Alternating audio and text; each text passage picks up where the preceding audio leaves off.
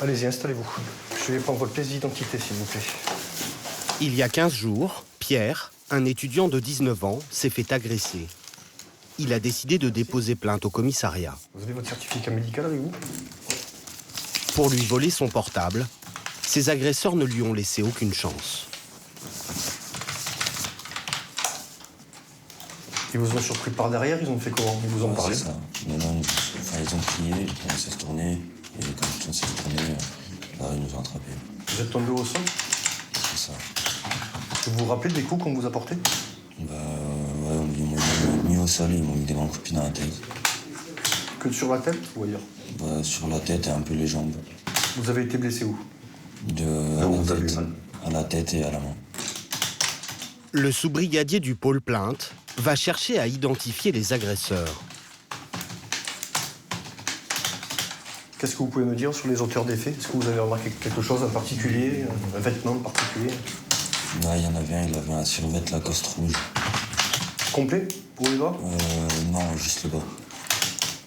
Vous pouvez pas les reconnaître, les individus? Non, j'avais capuche et tout de cou. C'est tout bon pour moi. Je vous raccompagne? Allez.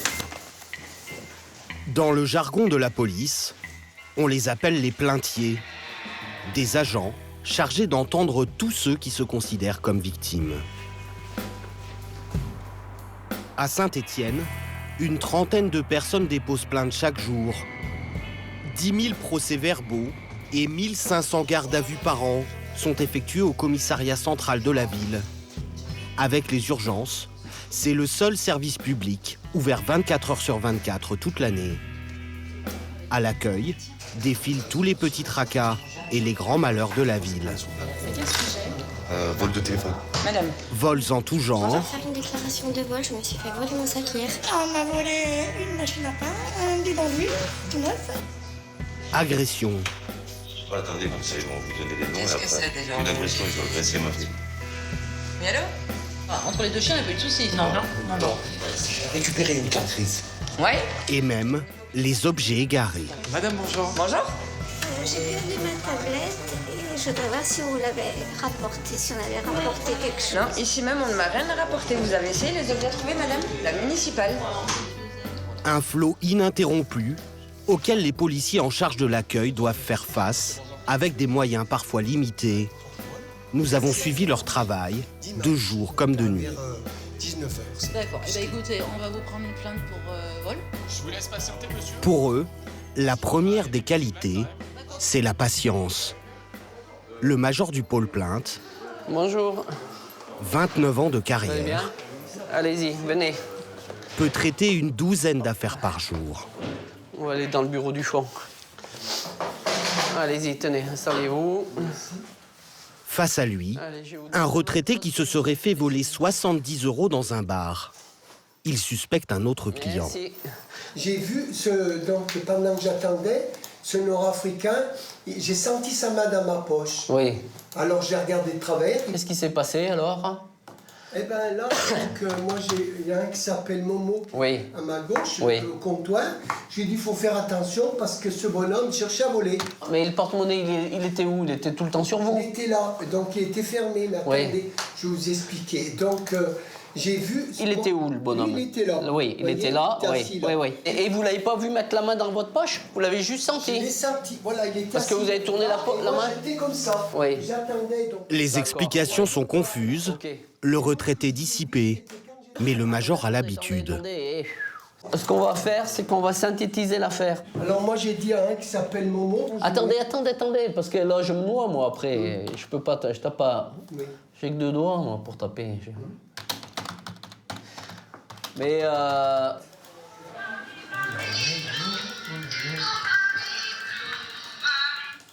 Oui Manu, j'ai pas le temps pour le moment. Tu me rappelleras plus tard, je suis au commissariat. allez, parce qu'après j'ai encore du monde. Hein, on se rappelle, hein? Non, c'est le frère. Essayez de vous montrer deux ou trois photos là, voir si vous le reconnaissez dessus. Voilà, oui. Il est pas bien beau, hein. Des petits yeux Ah ouais, noirs. mais ça, la nature. Hein. Venez voir là. Vous le voyez ou pas? Normalement non. Hein. Après 1 heure d'explications poussives, le major essaye d'identifier un suspect. Et on le Là, trouve il là. dit pas, non. Bah écoutez, on a regardé au moins. Allez, et puis on ira voir cette vidéo. Et ben c'est tout bon. Il fera réquisitionner la vidéosurveillance du bar. Allez. Seul moyen de comprendre ce qu'il s'est réellement passé. C'est nécessaire de le faire. Parce que si les personnes viennent et que rien n'est fait, nous ne croirons plus en la police ni de justice. Voilà. Pour les victimes, franchir la porte du commissariat n'est pas toujours facile. Souvent, elles doivent étaler leur vie privée jusque dans ses recoins les plus intimes. Donc, madame vient pour une escroquerie. Irène, mère de 2 enfants et divorcée, rêvait de refaire sa vie. La proie idéale pour les professionnels de l'arnaque à l'amour. Toutes ces informations bancaires. Vous en êtes à combien de préjudice, là? Moi? Vous lui avez versé combien à ce brave homme? Oh, j'en suis rendue pas loin de 7 000. 7 000? 7 000. Qu'est-ce qu'il prétexte, ce brave homme? Il vous met en confiance? Il désire une relation amoureuse? Voilà. Quelque chose? Toutes ces économies ont été siphonnées en 6 semaines par une personne qu'elle n'a jamais rencontrée. Tout s'est passé sur les réseaux sociaux. Via quel site? Facebook. Facebook? C'est quoi, une invitation? Une invitation. Oui. Qui dit se nommer comment? Didier. Didier comment? On ne sait pas. C'est Mira, Il dit avoir quel âge? 43 ans. Le sous-brigadier, 19 ans de police, connaît le procédé par cœur. Alors, une fois une petite période de mise en confiance passée, c'est là où il commence à avoir des tuiles, le pauvre homme. Oui, il m'avait demandé 15 000 euros. Je lui ai fait non, mais attends, mais 15 000 euros, je ne sais pas. Et à quel motif? Parce que c'était pour la rançon de sa fille. Sa fille s'est fait enlever. Où? Il donne des détails, non? Au Canada. Elle s'est fait enlever au Canada par des terroristes. Ensuite? Après, il m'a demandé des petites sommes. J'imagine que dans l'entretemps, il vous fait vraiment miroiter. Et plus ça va, et plus ça nous augmentait, quoi. Et il est de plus en plus amoureux aussi. Ouais. Hein, c'est ça. Et puis vous un petit peu, c'est ça. Voilà. Là, on est par somme de quoi? 500, 1000? 200, 100, 250, 500, 1000, 2000. Sont entre 200 et 2000 euros. La dernière fois que vous lui avez versé quelque chose, c'était quand à peu près? Dimanche. Ce dimanche, ok. Qu'est-ce que vous avez versé? 1000. 1000? Via quel moyen? Coupon. PCS? Ouais. Les coupons PCS permettent de recharger des cartes de paiement anonymes et intraçables. Du pain béni pour l'escroc. Il s'appelle pas Didier, je vous le dis, hein, mais voilà, on va l'appeler Didier pour savoir qui on parle dans la plainte. Ils mettent jamais leur vrai nom, bien évidemment. Oui, vous m'envoyez encore des messages. Ouais, maintenant là? Didier se fait de plus en plus pressant. Exactement les mêmes choses. Qu'est-ce qu'il dit? Tu es là, mon cœur. Réponse, non, je suis au commissariat. Vous coupez court à tout ça. Ouais. Vous ne répondez plus. D'accord. Terminé. Vous avez bien pris conscience que de toute manière, c'est pas une relation amoureuse qui veut, c'est votre fric. Pour les victimes, il est parfois difficile de stopper la romance. Le visage de Didier, une photo volée sur Internet, est toujours sur le téléphone d'Irène. C'est encore lui. Il est à fond, là. Irène a perdu son emploi il y a 4 mois. Elle n'a plus un sou et n'arrive pas à en parler à ses proches. T'as déjà la honte. Je ne vois pas dire ça à mes enfants. Ils vont me dire, ouais, mais tu te rends compte, c'est l'argent que t'as quand même gagné, que t'as donné. Ils vont m'incendier.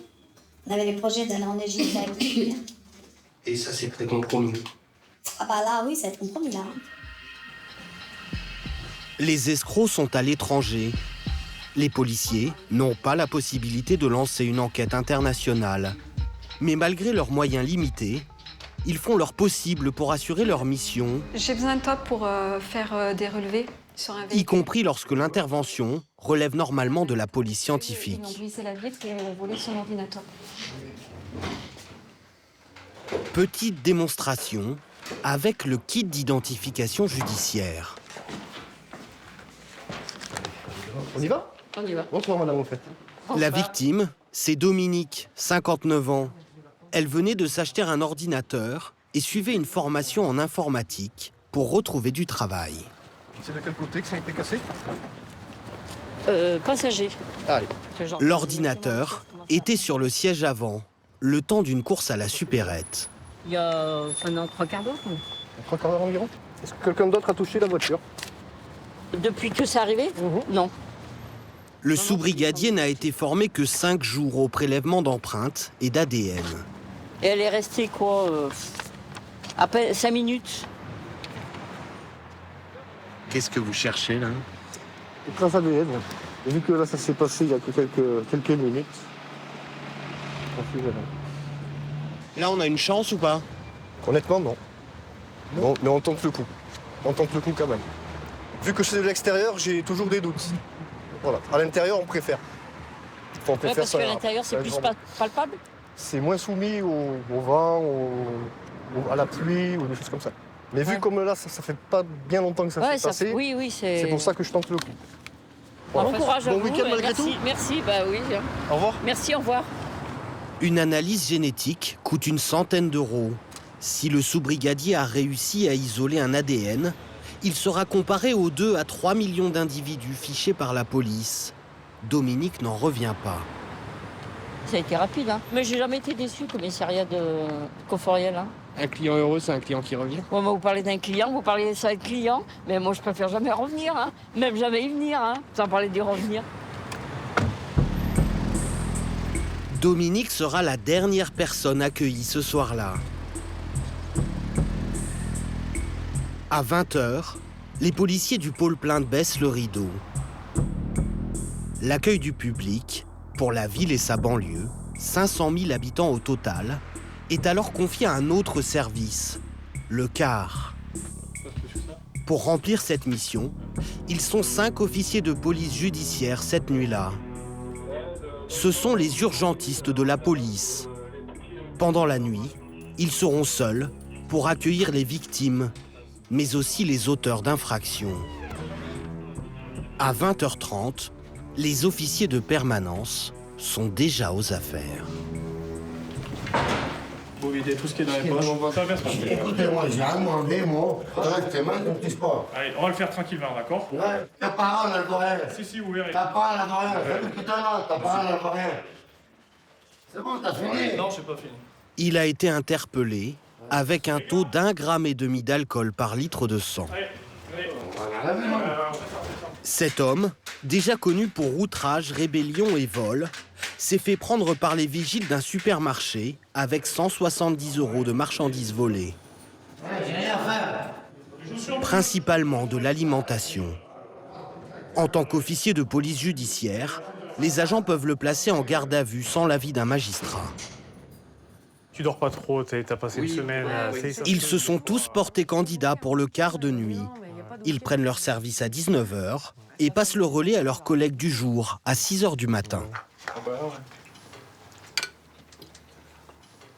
Notre cuisine, c'est notre bureau. Il y a une salle, mais comme le téléphone peut sonner à tout moment, nous, on préfère rester là pour être joignable tout le temps. Alors, c'est pas l'idéal, mais bon, ça arrange. Oui, allô? Ah, tout à fait. C'est suite à un accident matériel, corporel, c'est ça? Il est mort? Non, il n'est pas mort. Si une personne décède sur la voie publique, ils devront sortir faire les premières constatations et même assister à l'autopsie. B3, réanimation B3. Allez, c'est noté. Merci, merci. C'est bon. C'est toujours des situations super délicates. Hein. C'est toujours Comme quoi? Recevoir une victime, les découvertes de cadavres. Alors l'autre soir, ça a été de faire les constatations. Après, on a reçu toute la famille. Enfin voilà, au niveau des émotions, c'est quand même chaud, quoi. C'est particulier. Hein. On rentre à la maison le matin, on en a pris plein la tête, quoi. Mais cette nuit-là, à 2h du matin, c'est un autre genre d'affaire qui va les occuper. Les parents de 2 jeunes filles, 2 amies de 14 ans, se présentent à la porte de l'accueil de nuit. Les collégiennes ont disparu depuis 13h. D'accord. Donc on est d'accord, elle n'a pas de téléphone portable. Hein. Ou ça lui est déjà arrivé de ne pas revenir comme ça à la maison le soir? L'an dernier, Environ 1300 disparitions de mineurs ont été traitées à Saint-Étienne. Les policiers savent que dans 99% des cas, il s'agit de fugueurs qui réapparaissent dans les 48 heures. Vous avez fait des recherches, vous, déjà avant ou pas? Aujourd'hui? Oui, ce soir pour voir si... Non? D'accord. Vous êtes venu directement ici? D'accord. Vous avez aucune idée d'où elle peut se trouver, là? On est d'accord, hein? Les parents n'ont pas apporté de photos. Il faudra se contenter de la fiche type de signalement. Les cheveux noirs? Ouais. Elle a les cheveux longs? Non. Non? Courts? Courts. Au niveau de la corpulence, elle est grosse, votre fille? Elle est fine? Elle est comment? Elle pèse combien? Oui, elle est fine. Elle est fine? On va lancer le signalement à tous nos collègues qui sont dehors sur la voie publique, d'accord? Avec la description.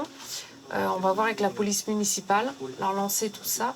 Et puis voilà, on va chercher un petit peu partout dans Saint-Étienne, hein, dans les coins, sous les porches ou les choses comme ça. Ces signalements seront aussi envoyés à Paris pour que les adolescentes soient inscrites au fichier national des personnes recherchées. Allez, je vous raccompagne. C'est tout bon, Fabien? Voilà. Allez, au revoir, messieurs, dames. Les deux jeunes filles rentreront chez elles le lendemain soir. Elles avaient passé la nuit au bal des pompiers. Allez, par ici, monsieur. 3 heures du matin. Fin du dégrisement pour l'homme qui a volé de la nourriture dans un supermarché. Ah. En argent, il y avait quoi? 250 €. Ah ouais, d'accord. Monsieur Dumour. Ah, j'ai pas envie de... Allez, vous allez mieux que tout à l'heure, quand même. Hein. Comme quoi, ça fait du bien, là. Allez. Il peut désormais être transféré dans le bureau de police du secteur où il a commis le vol à l'étalage. Pour ces faits, il risque en théorie jusqu'à 3 ans de prison.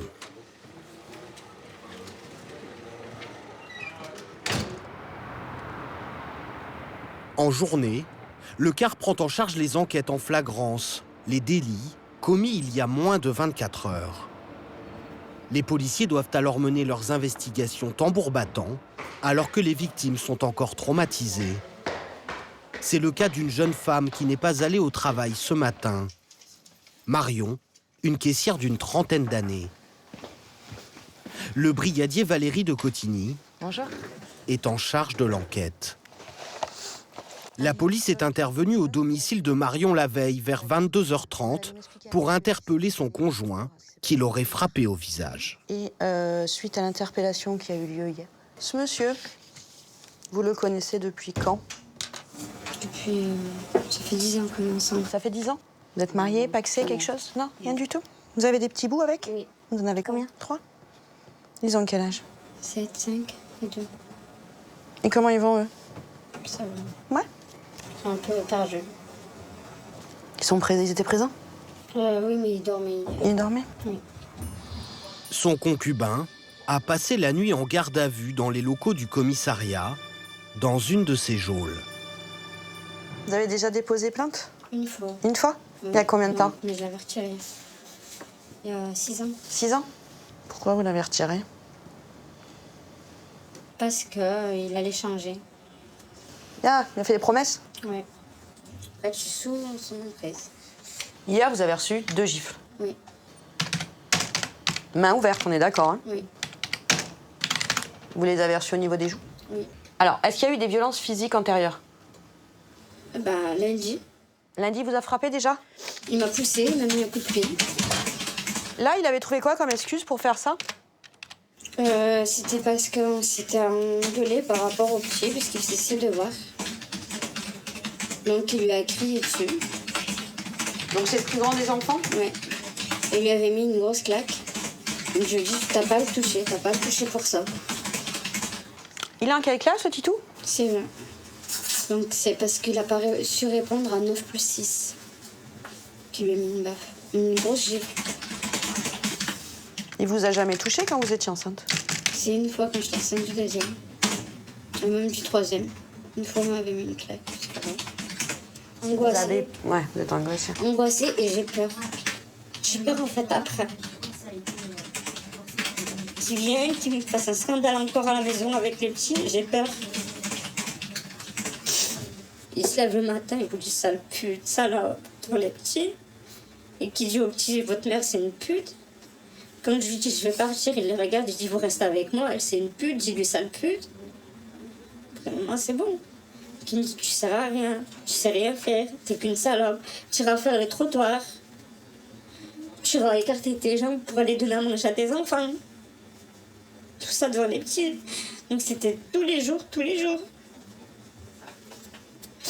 Donc je vais au travail, je fais tout le matin avant de partir, je me ramasse des insultes, des menaces. Là, faut vous dire, ça y est, vous... Oui, c'est l'accumulation, j'ai trop gardé en moi, c'est... Mais après, voilà, vous allez aller de l'avant maintenant. Ça, c'est derrière vous maintenant. Là, je fais peur. Déposez plainte. Un simple hochement de tête pour réponse. Lorsque l'on est une femme victime de violences conjugales, Bah, aussi. déposer plainte demande du courage. C'est un saut dans l'inconnu. À peine une victime sur 5 franchit le pas. Les violences psychologiques sont toujours plus difficiles à établir que les coups. Le brigadier de Cotigny devra mener son enquête et entendre le conjoint pour déterminer si Marion dit la vérité. Il lui reste 12 heures avant la fin de la garde à vue.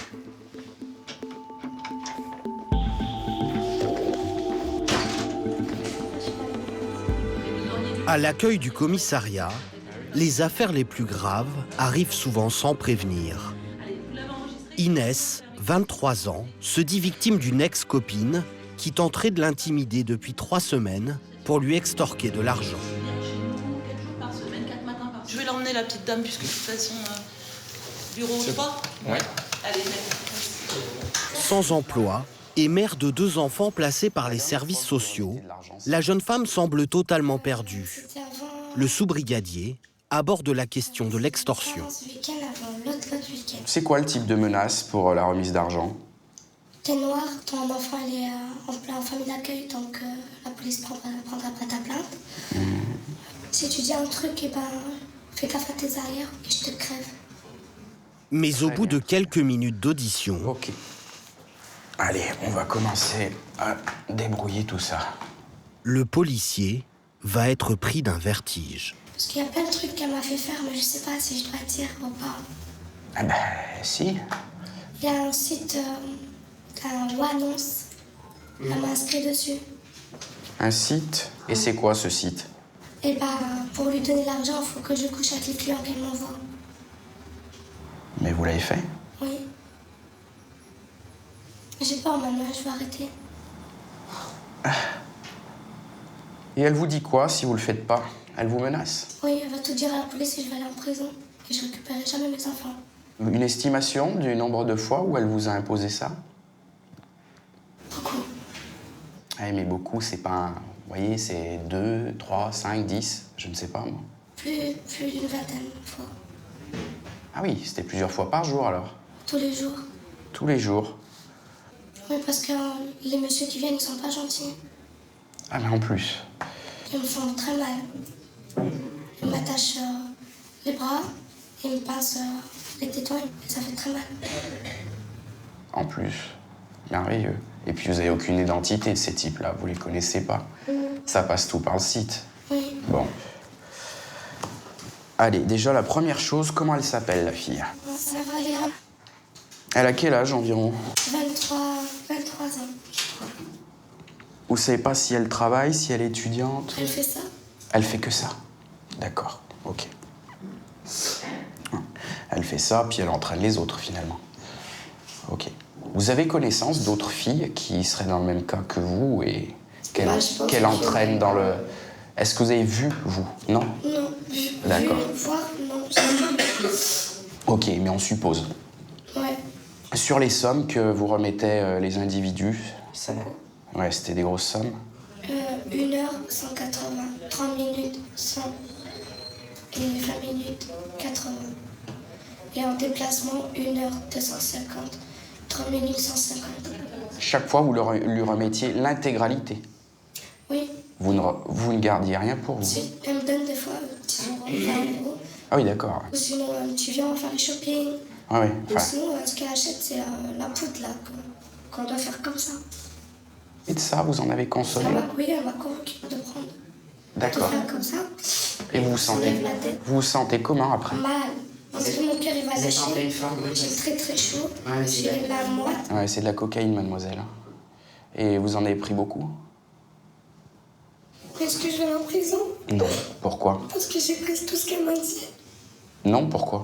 Parce qu'elle dit c'est moi. Si je viens porter plainte, c'est moi qui vais en prison. Là, vous êtes victime.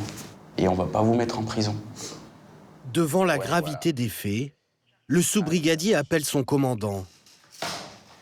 La jeune femme est transférée directement au service de police spécialisé Alors ça s'appelle l'unité de protection sociale. qui sera en charge de l'enquête.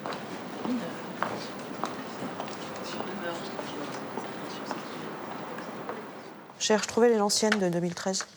Au quart, le brigadier de Cotigny a ressorti une ancienne plainte des archives.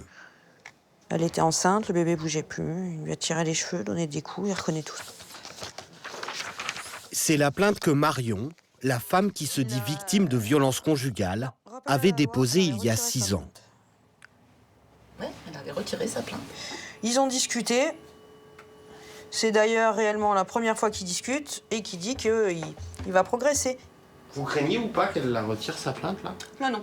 Moi, je ne pense pas non plus. Honnêtement, je pense pas. Là, non, je pense qu'elle a décidé. Elle l'a dit, elle a dit je suis fatiguée. Comme elle disait dans sa déclaration, il y a 15 jours, il a mis la première gifle à l'enfant. Et tout s'est déclenché à ce moment-là. Elles acceptent jamais qu'on touche à leurs enfants. Allez-y. Asseyez-vous. La policière va confronter Eric aux déclarations de sa compagne. Je vais vous expliquer un petit peu les choses. Donc là, vous allez être auditionné par ma collègue dans le cadre de l'enquête en cours. Qui l'accuse de l'avoir giflé et de l'insulter régulièrement. Il est en garde à vue depuis la veille au soir. Allez, qu'est-ce que vous pouvez me dire sur ce qui s'est passé hier soir alors? Qu'est-ce qui s'est passé? Je suis rentré à la maison. Après, elle m'a dit la télé elle est cassée. Je lui ai demandé comment ça se fait. Et là, je sais pas, elle a bloqué, elle n'a pas voulu me répondre. Donc moi, après, j'ai été vers elle, je commence à lui dire « Réveille-toi, parle avec moi ». Elle s'en va. Donc après, j'ai fait quelque chose. Caresser donc la joue avec la main, c'est ça? Caresser la joue avec la main, elle me disait « Voilà, on veut me répondre, quoi ». Après, elle m'a dit « Tu ne touches pas ». Moi, je lui ai dit « Je te touche si je veux, donc je le fais ça ». Et c'est à partir de là... Et là, vous lui avez fait quoi comme geste? Juste ça, là. Je lui ai dit « Je te touche si je veux ». Je veux me toucher.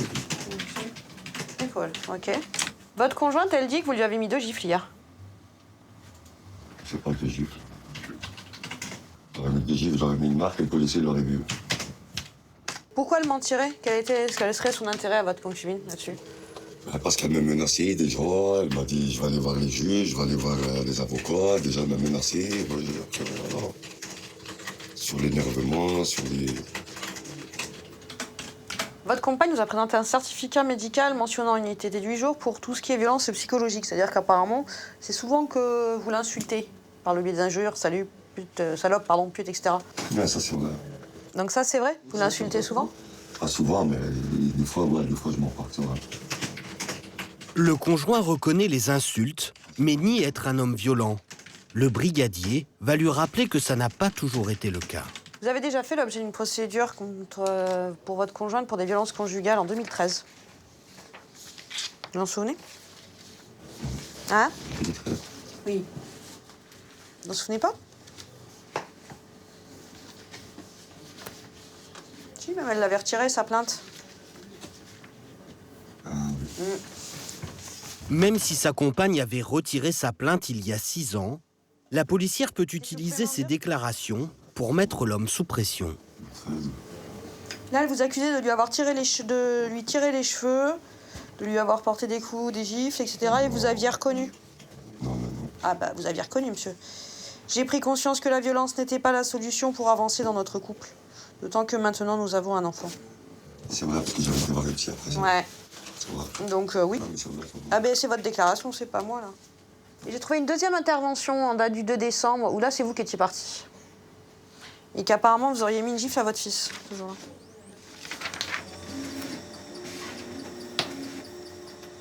Si, c'est vrai. C'est vrai, j'avais mis une petite gifle.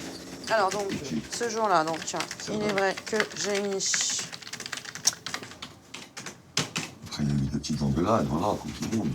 Après, je sais pas ce que vous appelez petite engueulade, monsieur. C'est pour ça que je vous... Après, il n'y a rien de... À part là... Les petites engueulades, c'est quoi? Juste les insultes, vous voulez dire? Non, juste des petits cris. Juste des petits cris, des petites engueulades, pas d'insultes. Est-ce que du coup, vous reconnaissez les faits de violence conjugale? Pas des faits de violence conjugale. Pas des faits de violence, non. Les insultes, on est d'accord, mais... Mais la violence, non. Je n'ai pas mis une tarte, je ne l'ai pas touché, donc pour moi, non. Et je reste sur une décision. Je reconnais pas les violences. Allez. Je vous ramène en cellule? 2 plaintes, des témoignages crédibles et des aveux partiels. L'affaire semble mal embarquée pour le mis en cause. Mais les cas de violence conjugale réservent souvent des surprises.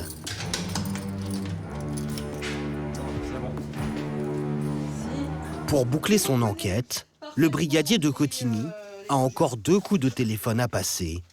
D'abord, le procureur. Vous allez être convoqué donc le lundi, vous précisez lundi là, sur la convocation. D'accord. 18 mai 2020 à 13h30. Monsieur, aurait-il un débarquement dès ce soir envisageable?